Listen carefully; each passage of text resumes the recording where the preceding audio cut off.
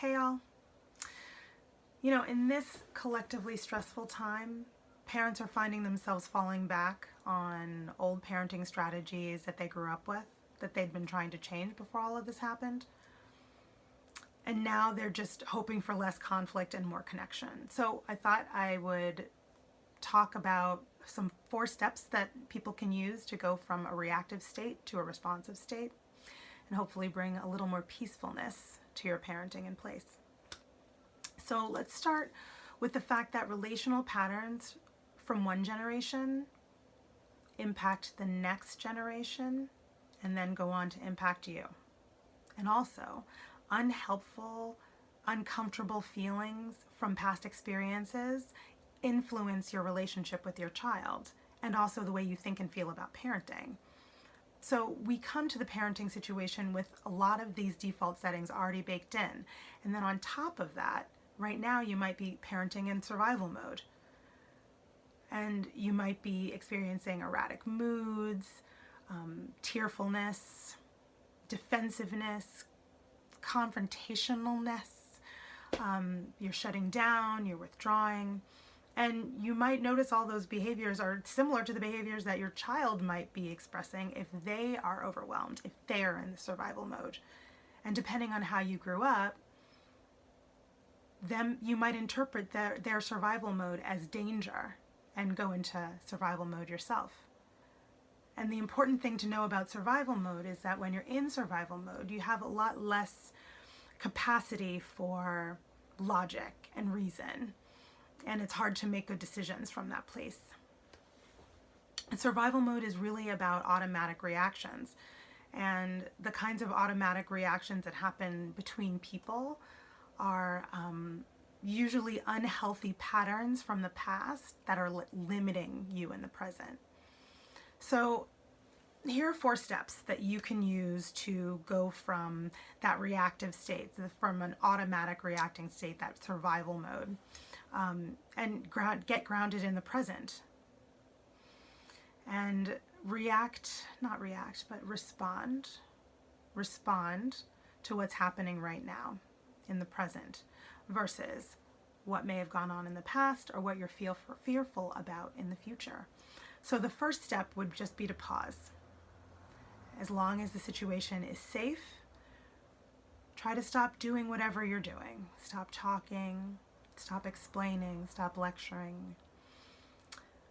Just pause and take a breath.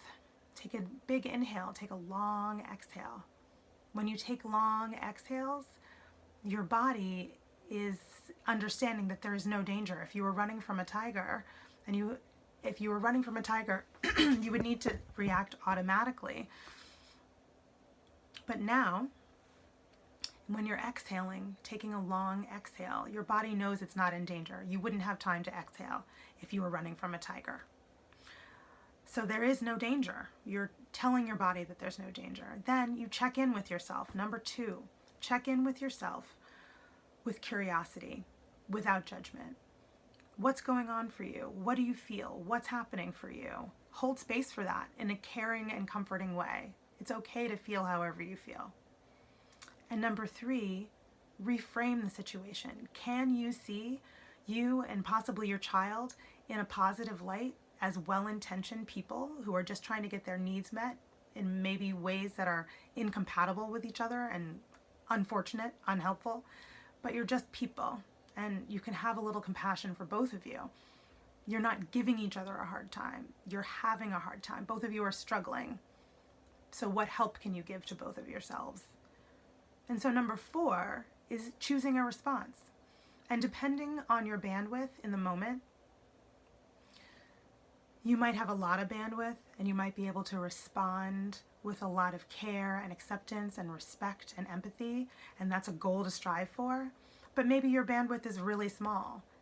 And if it is, maybe you can only muster like a response that is as least harmful, the least harmful response you can come up with in the moment. And sometimes the least harmful response is just leaving, being quiet, taking a break, setting a boundary.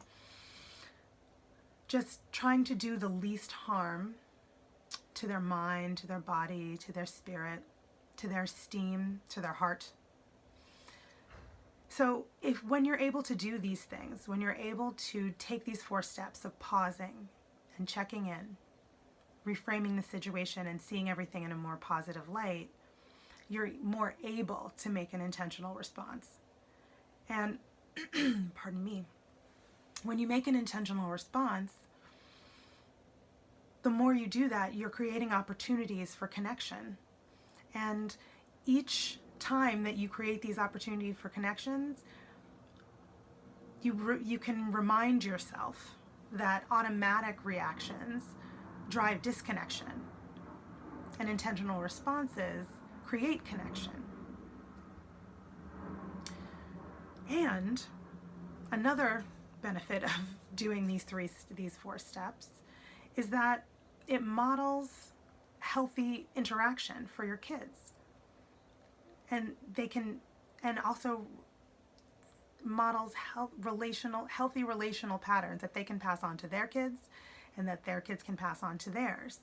So in a way, each time you feel yourself about to fly off the handle and reverting to old parenting strategies that you grew up with that you didn't like, you also can see that moment as a moment where you can break a cycle of disconnection, possibly even for generations to come.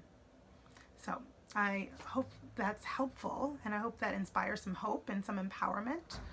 And for some of you, this video will be enough, and you'll maybe get a few insights and be able to run with that. And for the rest of you, maybe you want to dive a little deeper, or you need some support to implement these kinds of things. And so if that's you, head over to my website at www.brooklynparenttherapy.com.